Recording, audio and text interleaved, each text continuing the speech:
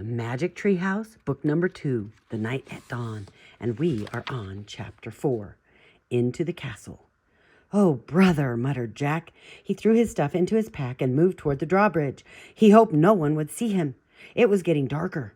When Jack got to the bridge, he started across. The wooden planks creaked under his feet. He peered over the edge of the bridge. Are there any crocodiles in the moat, he wondered?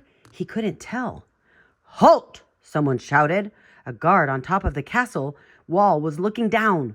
Jack dashed across the bridge. He ran through the castle gate and into the courtyard. He heard the sounds of music, shouting, and laughter.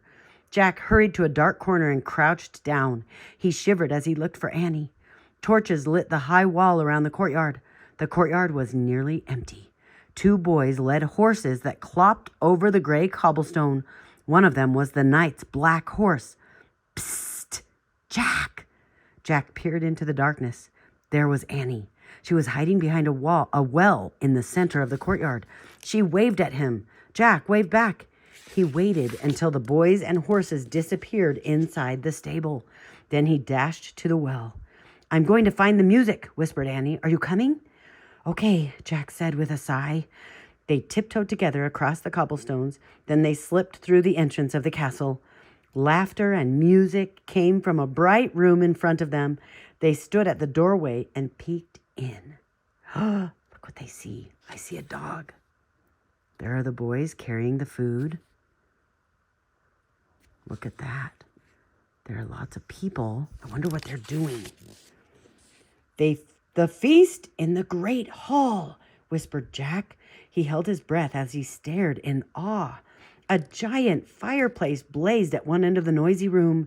Antlers and rugs hung on the stone walls. Flowers covered the floor. People in bright clothes and funny hats strolled among the crowd. Some played oddly shaped guitars. Some juggled balls in the air. Some balanced swords on their hands. Boys in short dresses carried huge trays of food. Look at that. See how they dressed? It's like a short dress for the boys. Dogs were fighting over bones under the table. Men and women dressed in capes and furs sat at long, crowded wooden tables. "I wonder which one is the knight," said Jack. "I don't know," whispered Annie. "But look, they're all eating with their fingers." "Halt!" someone shouted behind them. Jack whirled around. A man carrying a tray of pies was standing a few feet away. "Who art thou?" he asked angrily. Jack, squeaked Jack.